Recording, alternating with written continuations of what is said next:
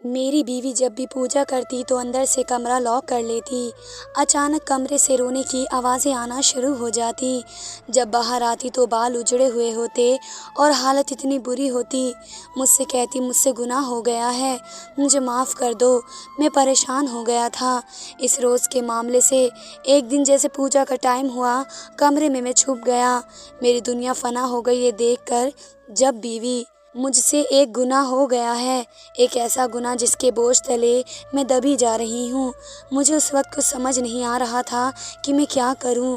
میں ہر روز پوجا کر کے معافی مانگتی ہوں، مگر لگتا ہے کہ جیسے اوپر والا بھی مجھے معاف کرنے کو تیار نہیں ہے۔ آخر میں ایسا کیا کروں کہ میری زندگی مجھ پر آسان ہو جائے۔ میں بہت کوشش کر رہی ہوں کہ اپنے پتی کو اس راز سے آگاہ کر دوں، اسے بتا دوں کہ مجھ سے کیا گناہ ہوا ہے۔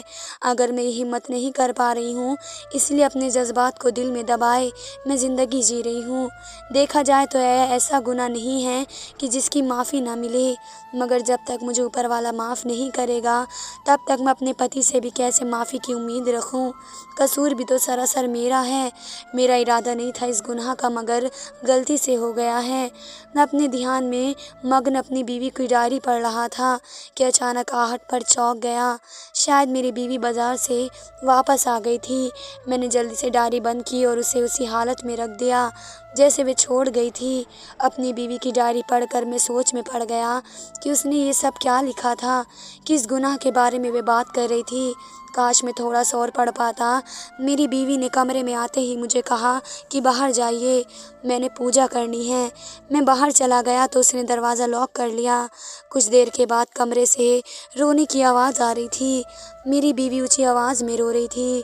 اس کے یوں رونے اور تڑپنے پر میں بہت پریشان ہو گیا۔ یہ آج پہلی بار نہیں ہوا تھا، کچھ ٹائم پہلے سے ہی میری بیوی نے ایسی حرکتیں کرنا شروع کی تھی جن کی وجہ سے میں بہت پریشان ہو گیا تھا۔ میری اور میرا کی شادی پسند کی شادی ہوئی اور ہم دونوں ہی اپنی زندگی میں بہت خوش تھے اس شادی سے۔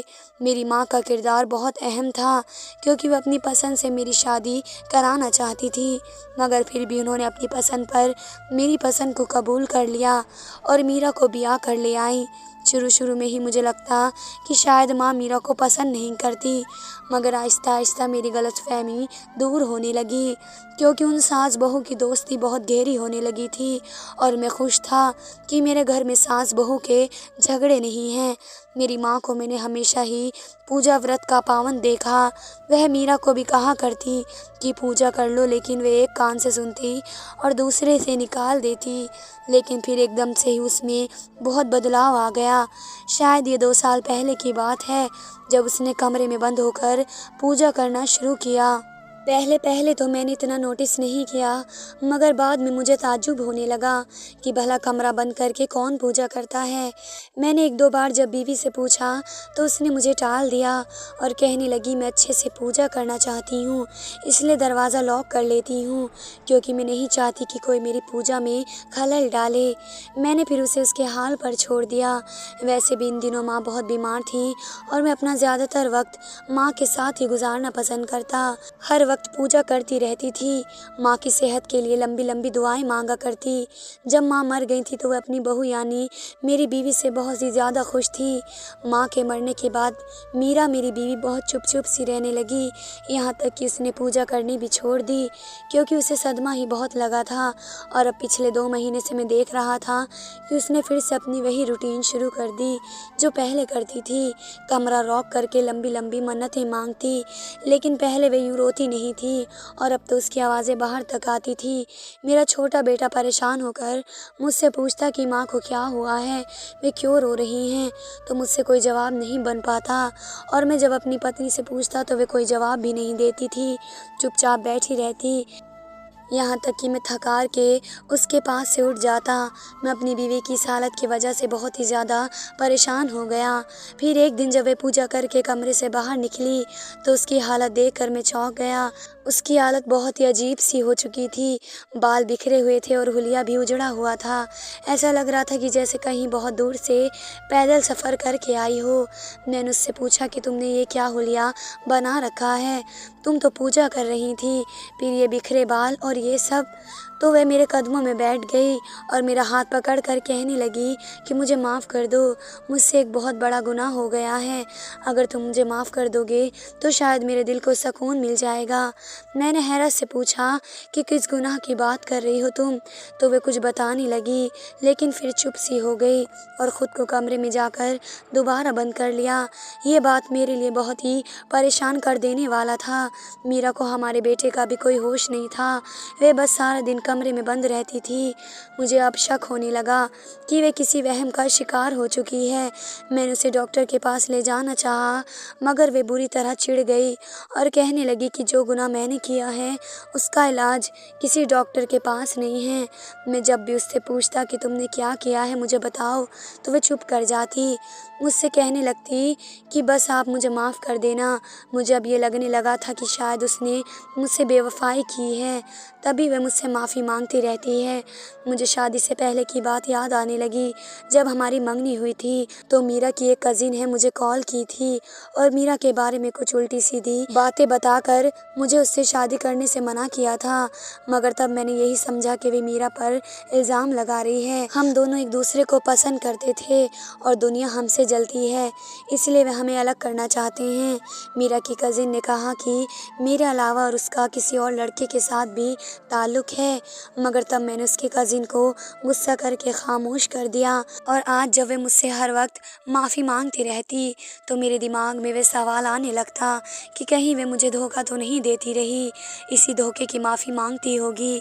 इस दिन के बाद मैंने उसकी डायरी को नहीं देखा। शायद वे जान गई थी कि मैंने उसकी डायरी पढ़ी है, तभी उसने वे डायरी छुपा दी। 2 दिन बाद की बात है, दोपहर के वक्त मैं ऑफिस से खाना खाने के लिए निकला तो नौकरानी ने मुझे फ़ोन करके कहा कि भाभी जी भी घर से बाहर निकली हैं। मैंने उसी नौकरानी को कहा कि मेरी बीवी को किसी भी सूरत बाहर न जाने दें और उसका ख्याल रखें, क्योंकि उसकी दिमागी हालत ऐसी नहीं है। और अब वह मुझे फ़ोन करके बता रही थी कि वह उसे मना करने और रोकने के बावजूद भी कहीं बाहर चली गई। मैं परेशान होता हुआ घर आ गया। वह अपना फ़ोन भी घर छोड़ कर जा चुकी थी, वरना मैं उसे कॉल ही कर लेता। तो 2 घंटे के बाद उसकी वापसी हुई और मुझे घर देखकर वह हक्का बक्का रह गई। उसे उम्मीद नहीं थी कि मैं उसका इंतज़ार कर रहा हूँ। मैंने जब उससे पूछा कि वह कहाँ गई थी तो वह पहले तो घबरा गई, फिर कहने लगी कि मुझे कुछ सामान खरीदना था, इसलिए मैं मार्केट तक गई थी। उसके हाथ में कुछ शॉपर भी थे।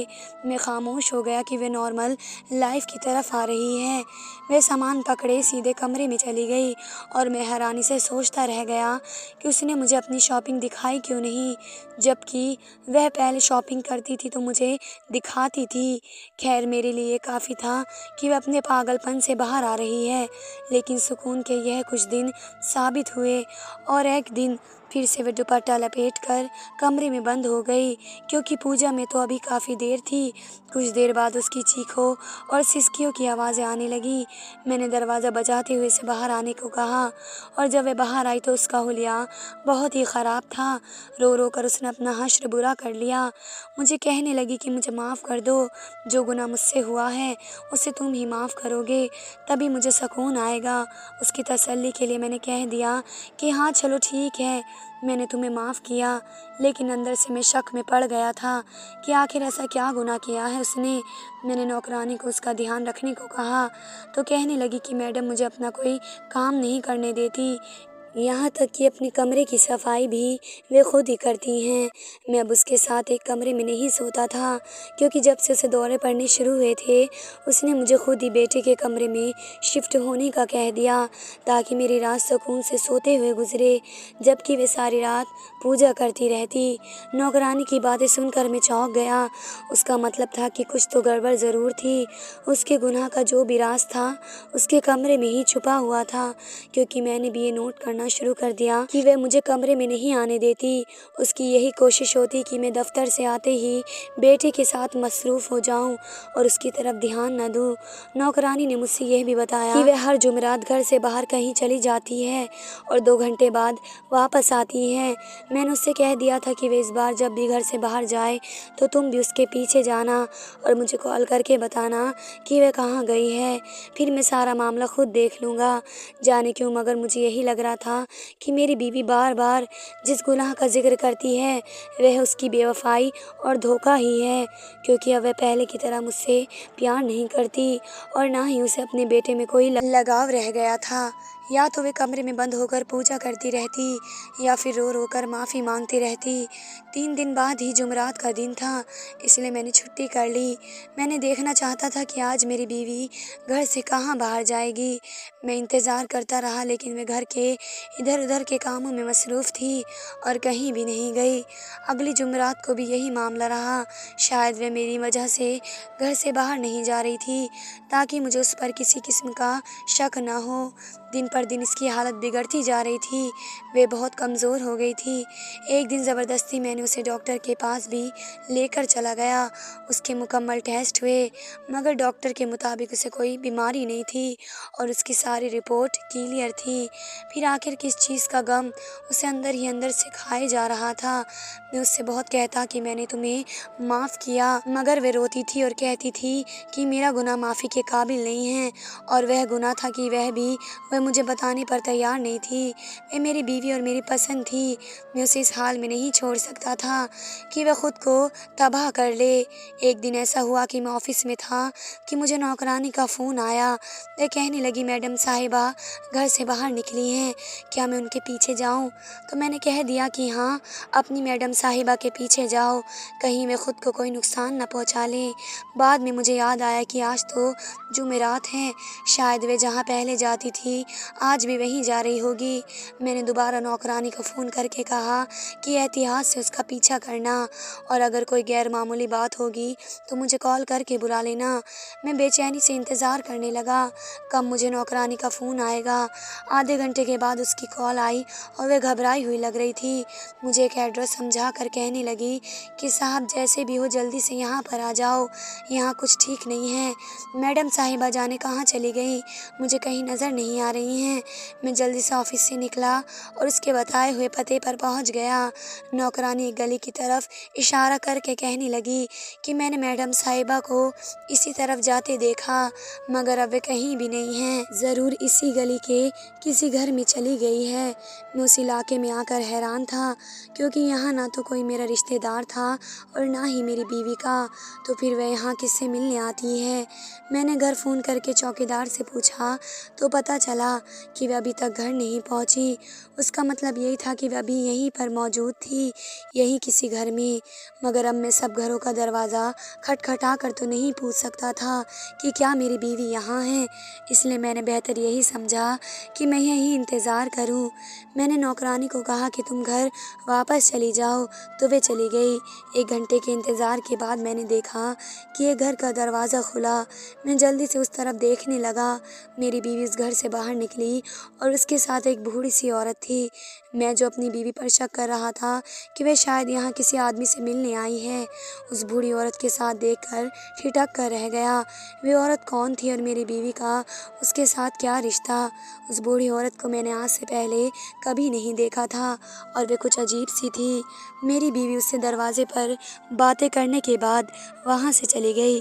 ایک اور بات نے مجھے چونکا کر رکھ دیا، وہ یہ تھی کہ میری بیوی کے ہاتھ میں کافی سارے شاپنگ بیگ تھے اور وہ اسی طرح کے تھے جو 1 دن پہلے میں نے اس کے ہاتھ میں دیکھے تھے۔ اب مجھے معلوم کرنا تھا کہ یہ عورت کون ہے جس کے گھر میری بیوی چوری چھپے آتی ہے اور میری بیوی یہاں سے کیا چھپا کر لے گئی ہے۔ میرے سامنے والے گھر کا دروازہ کھٹکھٹایا تو ایک عورت باہر نکلی۔ میں نے نمستے کرنے کے بعد کہا کہ میں آپ سے آپ کی پڑوسن بڑھیا کے بارے میں کچھ معلومات لینے آیا ہوں۔ میرا سوال سن کر وہ عورت خوف زدہ ہو گئی، یوں لگا جیسے گھبرا گئی ہو۔ کہنے لگی کہ مجھے کچھ نہیں پتا، اور یہ کہہ کر اس نے جلدی سے دروازہ بند کر دیا۔ میں حیران پریشان واپس آ گیا۔ گھر آیا تو نوکرانی نے بتایا کہ میری بیوی اپنے کمرے میں ہے۔ اس نے کمرے کے دروازے پر دستک دی تو اس نے دروازہ کھولنے سے صاف انکار کر دیا اور کہنے لگی میں ابھی دروازہ نہیں کھول سکتی، تو نوکرانی نے مجھے بتانے لگی کہ مجھے ایسا لگتا ہے کہ میڈم صاحبہ اندر پوجا نہیں کرتی۔ لگتا تو مجھے بھی یہی تھا کہ وہ پوجا کرنے کے بہانے کچھ اور کرتی ہیں، مگر کیا؟ اور اسی بات کا مجھے معلوم کر کے رہنا تھا تاکہ میں اس سارے معاملے کو ختم کر سکوں جس نے کافی عرصے سے میرے گھر کا سکون برباد کر رکھا تھا۔ میں نے اپنی نوکرانی کو کہا کہ کسی بھی طرح سے میری بیوی کے کمرے میں داخل ہو کر مجھے بتاؤ کہ وہاں کیا چل رہا ہے، مگر وہ اپنی کوشش کے باوجود بیوی کے کمرے میں داخل نہ ہو پائی۔ آخر میں نے فیصلہ کیا کہ مجھے ہی کچھ کرنا پڑے گا۔ اب مجھے اس کمرے میں داخل ہو کر دیکھنا تھا کہ وہ ایسا کیا کرتی ہے جو اس کا حلیہ اتنا خراب ہو جاتا ہے اور بعد میں اسے اپنا بھی کوئی ہوش نہیں رہتا۔ میں نے اس کمرے کی نقلی چابی بنوانے کا فیصلہ کر لیا اور اگلے دن میں اس انتظار میں تھا کہ جیسے وہ کمرے میں جائے گی تو تھوڑی دیر بعد میں بھی چلا جاؤں گا۔ اس دوران تھوڑی دیر کے لیے کمرے سے باہر نکلی تو میں جلدی سے اس کے کمرے میں چھپ گیا۔ جیسے ہی پوجا کا وقت ہوا وہ اپنے کمرے میں آ گئی اور دروازہ لاک کر لیا۔ میں اپنی جگہ پر چھپ کر دیکھنے لگا کہ اب وہ کیا کرتی ہے۔ اس نے کمرے میں آتے ہی الماری کھولی اور کچھ تلاش کرنے لگی۔ تھوڑی دیر بعد میں نے اس کے ہاتھ میں اگربتی کا پیکٹ دیکھا۔ اس نے کمرے کی ساری بتیاں بجھا دیں اور میں پریشان ہونے لگا کہ اب کیا ہوگا۔ میرا نے کمرے میں اگربتی جلا دی اور ایک گول سا گولا کھینچ کر بیٹھ گئی اور کچھ پڑھنے لگی۔ اس کے آگے عجیب و غریب سی چیزوں کا ڈھیر لگا ہوا تھا۔ مجھے نظر نہیں آ رہا تھا کہ اس کے آگے کیا ہے کیونکہ بیوی کی پیٹھ میری طرف تھی۔ تھوڑی دیر بعد ہی اچانک اس کی حالت عجیب ہونے لگی۔ وہ چیخنے لگی، ایسا لگنے لگا جیسے اسے کوئی مار رہا ہے۔ وہ رونے لگی۔ مجھ سے اس کی حالت دیکھی نہ گئی تو میں جلدی سے اپنی جگہ سے اٹھا اور ساری لائٹس آن کر کے اس کے پاس چلا گیا۔ اس کے آگے جو چیزیں پڑی تھیں وہ دیکھ کر میرے قدموں تلے زمین نکل گئی۔ اس نے اپنے آگے کچھ ہڈیاں رکھی ہوئی تھیں جن پر وہ شاید کوئی جادو ٹونا کر رہی تھی۔ میرا ایسا کیسے کر سکتی تھی؟ مجھے یقین نہیں آ رہا تھا۔ وہ مجھے اپنے سامنے دیکھ کر دنگ رہ گئی۔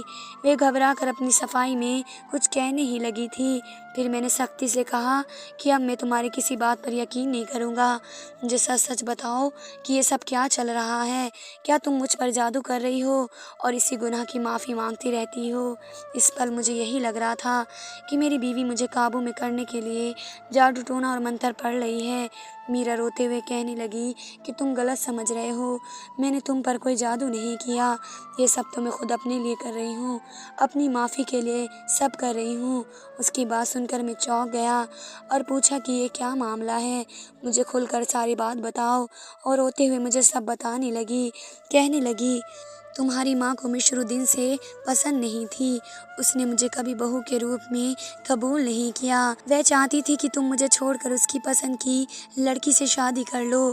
شاید اسے یہ ڈر تھا کہ میں تمہیں ان سے چھین لوں گی، اس لیے وہ تمہارے آفس جاتے ہی مجھ پر ظلم اور ستم کی انتہا کر دیتی، مجھ سے گھر کے سارے کام کرواتی اور مار پیٹ بھی کرتی تھی۔ انہوں نے مجھے دھمکی دی کہ اگر میں نے انہیں اس بارے میں ذرا کچھ بتایا تو وہ تمہیں اپنی قسم دے کر مجھے چھوڑنے پر مجبور کر دیں گی۔ اس لیے میں نے ان کا ہر ظلم چپ کر کے برداشت کرتی رہی، مگر پھر میری بھی برداشت ختم ہو گئی۔ میں ساس کے اس دوہرے رویے سے تنگ آ گئی تھی کہ تمہارے سامنے تو وہ اچھی بنتی تھی مگر تمہارے پیٹھ پیچھے میرے ساتھ اتنا برا سلوک کرتی۔ انہی دنوں میری اپنی دوست سے ملاقات ہوئی تو اس نے بتایا کہ اس کی ساس بھی ایسی ہی تھی، مگر پھر اس نے اپنی ساس پر کالا جادو کروایا تو سب ٹھیک ہو گیا۔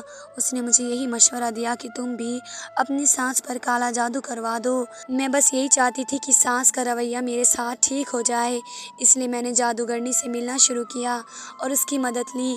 اس نے مجھ سے کہا کہ تم پوجا کے بہانے کمرے میں بند ہو کر وظیفہ کرنا تو اس کا اثر تمہاری ساس کو ہو جائے گا۔ مجھے نہیں معلوم تھا کہ میرے کیے ہوئے جادو سے اتنا اثر پڑے گا کہ تمہاری ماں بیمار ہو جائیں گی۔ جب وہ بیمار ہوئی تو مجھے اپنی غلطی کا احساس ہوا، اس لیے میں نے سب کچھ چھوڑ کر سچے دل سے ان کی خدمت کرنی شروع کر دی۔ میں اپنے کیے ہوئے کی معافی مانگنا چاہتی تھی مگر وہ مر گئی۔ میرے کروائے ہوئے کالے جادو کی وجہ سے ان کی جان چلی گئی۔ ان کے مرنے کے بعد مجھے میرے ضمیر نے ملامت کرنا شروع کر دیا، اس لیے میں پوجا کے بعد رو رو کر اپنے گناہوں کی معافی مانگتی۔ پھر ایک دن میں اسی جادوگر بڑھیا کے پاس گئی اور کہا کہ مجھے کسی پل چین نہیں آتا۔ میں ان سب سے اپنے آپ کو نکالنا چاہتی ہوں، مجھے کوئی حل بتاؤ۔ تو اس نے مجھے پھر سے کچھ وظیفہ کرنے کو کہا۔ تبھی میں کمرہ بند کر کے اس کے کیے ہوئے وظیفے پر عمل کرتی تھی تاکہ میرا دل اس بے سکونی سے نکل جائے اور اس کا جادو بھی ختم ہو جائے۔ میں ہر جمعرات اسی جادوگر بڑھیا کے پاس جاتی ہوں اور یہ سب سن کر میں چونک گیا۔ مجھے کیا پتا تھا کہ معاملہ اس حد تک بھی جا سکتا ہے۔ پہلے تو جادو کی وجہ سے میری ماں کی جان گئی اور اب وہ پھر سے ناسمجھی میں اپنے آپ کو نقصان پہنچا رہی تھی۔ وہ رو کر مجھ سے معافی مانگنے لگی کہ میں اسی گناہ کی بات کرتی تھی کہ میری وجہ سے تمہاری ماں کی جان چلی گئی، تم مجھے معاف کر دو۔ میرا ارادہ ہرگز بھی ان کو اتنا زیادہ نقصان پہنچانے کا نہیں تھا، میں بس یہ چاہتی تھی کہ وہ مجھ سے اپنا سکون اچھا کر لیں۔ جو بھی ہوا غلط ہوا، میں نے اس کو معاف کر دیا اور یہ کہا کہ یہ غلطی تم نے پہلے کی اور اب تم پھر سے اس غلطی کا شکار ہو رہی ہو۔ تمہیں کیوں لگتا ہے کہ جادو سے دل کو سکون مل جاتا ہے؟ دل کے سکون کے لیے اس جادوگرنی کے پاس نہیں بلکہ اوپر والے سے دعا کرنے کی ضرورت ہوتی ہے، کیونکہ اس نے اپنی غلطی کی معافی مانگ لی تھی اور اس کا ارادہ بھی برا نہیں تھا، تو میں نے اسے معاف کر کے اس کا روحانی علاج کروانا شروع کر دیا۔ وہ بوڑھی جادوگرنی میری بیوی کو اپنے مقصد کے لیے استعمال کر رہی تھی۔ آج کے بعد میری بیوی کی طبیعت ٹھیک ہو گئی اور ہم نے ایک نئی زندگی کی شروعات کی تھی، مگر میری ماں نے بھی اس کے ساتھ اچھا نہیں کیا تھا، مگر پھر بھی وہ میری ماں تھی۔ آج بھی جب یاد آتی ہیں تو میری آنکھیں نم ہو جاتی ہیں۔ دھنیہ واد دوستو۔